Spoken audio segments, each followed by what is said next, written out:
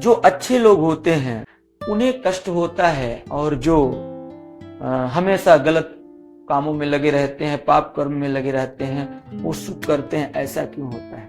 तो 9 महीने तक उसने कितना कष्ट सहा। माँ अपने बच्चे के दर्द को नहीं ध्यान देती। सनातनियों को जय श्री कृष्ण, जय श्री राम।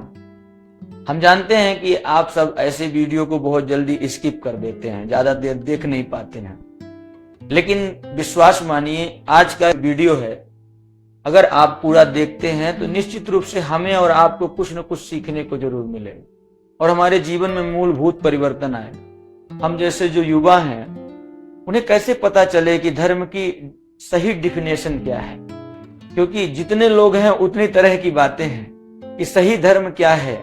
हम 18 पुराण नहीं पढ़ सकते, हम सभी वेदों को नहीं पढ़ सकते, ज्यादातर सत्संगों में जाते हैं तो कोई कुछ कहता है, कोई कुछ कहता है।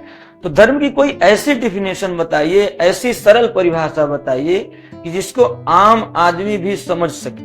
धर्म की जो परिभाषा है वो हमारे ऋषियों ने बहुत ही सरल करके बताया है। धर्म की सबसे सरल परिभाषा यह है, आत्मनः प्रतिकूलानि परेषां न समाचरे, श्रूयताम धर्म सर्वस्वम श्रुत्वा चैवावधार्यतम, आत्मनः प्रतिकूलानि परेषां न समाचरे। धर्म का सीधा अर्थ यह है कि आत्मनः यानी स्वयं के लिए जो व्यवहार आपको नहीं अच्छा लगता, परेषां न समाचरे, दूसरे के साथ वो व्यवहार न करें। सरल धर्म की सबसे सरल परिभाषा यह है। दूसरा प्रश्न था, जो अच्छे लोग होते हैं संसार में, जो भगवान के भक्त होते हैं या सही दिशा में अपने जीवन को जीते हैं, उन्हें कष्ट होता है और जो हमेशा गलत कामों में लगे रहते हैं, पाप कर्म में लगे रहते हैं, वो सुख करते हैं। ऐसा क्यों होता है? तो जो अच्छे लोग होते हैं उनके जीवन में दुख क्यों आता है? ज्यादातर 9 महीने माँ अपने गर्भ में हमें रखती है, जब प्रसव होता है तो उसमें उसको एक मृत्यु के बराबर कष्ट का अनुभव होता है और उस कष्ट से पार होने का सिर्फ उसके पास एक ही कारण होता है कि ये कष्ट अगर मैंने सह लिया तो इसके बाद मुझे सुख ही सुख है। और सुख क्या है? बालक के रूप में जो भगवान का प्रसाद प्राप्त होता है। माँ उस प्रसाद के लिए, उस बालक के छोटी सी मुस्कान के लिए, हमारे आपके छोटी सी हंसी के लिए, हमारे आपके थोड़ा सा रोने के सुख के लिए वो माँ वो कष्ट को पार कर जाती है। वैसे उस कष्ट को हम आप पार नहीं कर सकते। सामान्य अगर उतना कष्ट किसी को दे दिया जाए वो व्यक्ति मर जाएगा, वो बच नहीं सकता।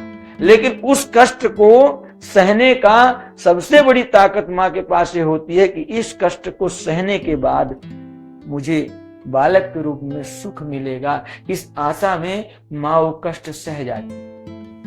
अगर माँ वो कष्ट ना सहे तो क्या माँ को ये सुख प्राप्त हो सकता है? नहीं हो सकता।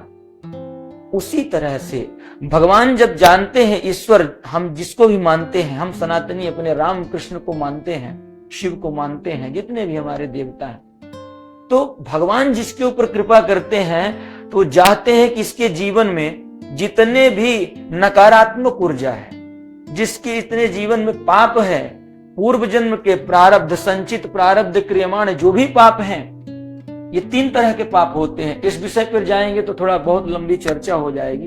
अगर आप लोग चाहेंगे तो कर्म कितने प्रकार के होते हैं उस पर भी मैं वीडियो आपको जरूर बना कर दूंगा। लेकिन जो 3 प्रकार के कर्म मनुष्य के होते हैं, संचित प्रारब्ध, क्रियमाण, इन तीनों को भगवान जल्दी जल्दी नष्ट करते हैं ताकि मेरे भक्त को सुख प्राप्त हो सके। तो जो शरीर में रोग है हमारे, तो डॉक्टर जब उस रोग को पहले हटाएगा, उस रोग को अच्छी एंटीबायोटिक देगा या उसका ऑपरेशन करेगा, तभी तो आपको सुख प्राप्त होगा। तो उस ऑपरेशन के दरमियान, उस आपके ट्रीटमेंट के दरमियान आपको कष्ट तो होगा और उस कष्ट से जब आप निकलेंगे तब आपको आनंद की प्राप्ति होगी। भगवान ठीक वही करते हैं। भगवान जिसके ऊपर कृपा करते हैं तो जल्दी जल्दी उसके सारे पापों को धुलते हैं और इस प्रक्रिया में उस भक्त को कष्ट की अनुभूति होती है। इसीलिए प्रायः जो सच्चे भक्त होते हैं उन्हें सुख दुख से कोई फर्क नहीं पड़ता। इसीलिए हमारे भक्तों ने गाया है कि सीताराम सीताराम सीताराम कहिए और जाहि विधि राखे राम ताहि विधि रहिए। क्यों? क्योंकि भगवान हमारे साथ कभी गलत करते ही नहीं। माँ बाप अपने बच्चे के लिए वही करते हैं जो उसके लिए अच्छा होता है। एक बालक को जब फोड़ा हो जाता है तो बालक तो रोता है, डॉक्टर के पास कहता है कि रोता है, वो फोड़े की दवा नहीं करवाता, लेकिन माँ अपने बच्चे के दर्द को नहीं ध्यान देती, उस फोड़े को चिरवा देती है, उस फोड़े का ऑपरेशन करवा देती है। बच्चा भले दर्द से कराहता रहे, लेकिन माँ उस पूरे फोड़े को अलग करवा देती है। क्यों? क्योंकि माँ जानती है कि इस फोड़े को जब हम इसका ऑपरेशन करवा देंगे तो इसके बाद मेरे बच्चे का शुभ ही होगा, भला ही होगा, मेरे बच्चे को आनंद ही होगा, सुख ही होगा।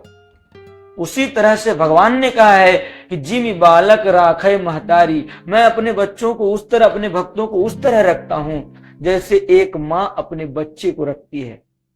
तो हमारे जीवन में, अच्छे लोगों के जीवन में जो कष्ट आता है और वो हताश हो जाते हैं, पापियों को देखते हैं बहुत सुख कर रहे हैं, लेकिन जो अच्छे सच्चे भक्त हैं उनको दुख हो रहा है, तो उन्हें सत्संग की आवश्यकता है, उन्हें जानने की आवश्यकता है कि हमारे ठाकुर जी ने हम पर कृपा की है।